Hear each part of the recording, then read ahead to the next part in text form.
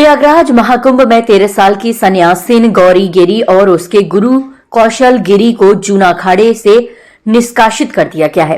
19 जनवरी को महाकुंभ में लड़की का पिंडदान होना था। नाबालिग को नियम तोड़कर शामिल किया गया था। उसे तुरंत उसके माता पिता को सौंप दिया गया है। श्री पंच दशनाम जूना अखाड़े की महासभा ने सर्वसम्मति से 7 साल के लिए महंत कौशल गिरी को अखाड़े से निष्कासित किया है। जूना अखाड़े में बगैर बालिग हुए किसी बच्ची को संन्यास की दीक्षा नहीं दी जा सकती है। जूना अखाड़े में नाबालिग होने के बाद ही किसी महिला को संन्यास की दीक्षा दी जा सकती है। महंत कौशल गिरी को अखाड़े की परंपरा और नियम को तोड़ने पर महंत कौशल गिरी के खिलाफ कार्रवाई हुई है। श्री पंच दशनाम जूना अखाड़े ने सर्वसम्मति से बैठक कर इस पर विचार कर फैसला लिया। जूना अखाड़े के प्रवक्ता महंत नारायण गिरी ने वीडियो जारी कर कार्रवाई की जानकारी दी। आपको बता दें कि आगरा की चाइल्ड एक्टिविस्ट नरेश पारस ने राखी सिंह के संन्यास का मामला संज्ञान में आने पर बाल आयोग और डीएम आगरा सहित कई अधिकारियों को पत्र लिखा था। उनका कहना था कि ये बाल अधिकारों का हनन के साथ साथ मानव तस्करी के अंतर्गत आता है। इस कृत्य से एक नई परंपरा शुरू हो सकती है जो कि बच्चों के भविष्य के लिए घातक है।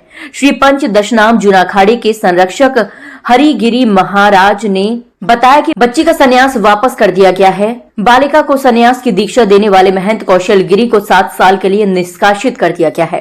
उन्होंने कहा कि ये अखाड़े की परंपरा नहीं रही है कि किसी नाबालिग को हम सन्यासी बना दे।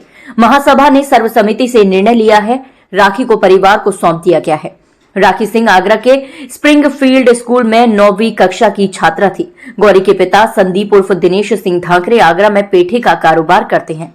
राखी सिंह का परिवार 26 दिसंबर को प्रयागराज महाकुंभ आया था। जानकारी के अनुसार कारोबी दिनेश सिंह का परिवार श्री पंच दशनाम जूना अखाड़े के महंत कौशल गिरी से कई सालों से जुड़ा है। पिता संदीप सिंह ने महाकुंभ में अपनी बेटी राखी को महंत कौशल गिरी को दान कर दिया था। आगरा की 13 साल की एक बच्ची को उसके माँ बाप ने साधुओं के हवाले कर दिया। कहा गया कि इसको साध्वी बनाया जा रहा है, ये दीक्षा लेगी। जबकि बताते चले कि ये लड़की कक्षा 9 में पढ़ती थी, पढ़ने में होशियार थी।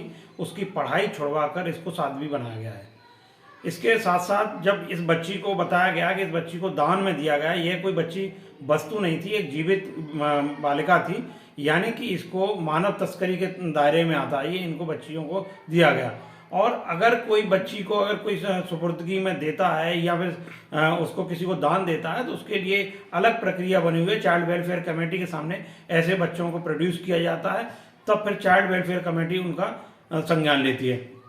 क्योंकि ये बच्ची नाबालिग थी, पढ़ रही थी, उसकी पढ़ाई छुड़वाई गई है, यानी कि संविधान के अनुच्छेद 21 का वायलेशन था। वहाँ से चूंकि पढ़ाई जो है वो अनिवार्य शिक्षा के रूप में आती है और मौलिक अधिकारों के दायरे में आती है, ये मौलिक अधिकारों से उसे वंचित कर दिया गया।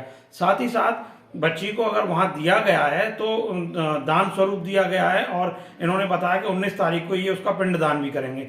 चूंकि इसको दान में दिया गया, दान देने की वस्तु नहीं है और ये मानव तस्करी के दायरे में आती है। धारा 370 के तहत आईपीसी के तहत इसमें अपराध बनता है। और फिर जब इस बच्ची को जहाँ दिया गया है, जिस संस्थान में दिया गया है, जिस अखाड़े में दिया गया है, वो अखाड़ा भी जुवेनाइल जस्टिस एक्ट में रजिस्टर्ड नहीं है।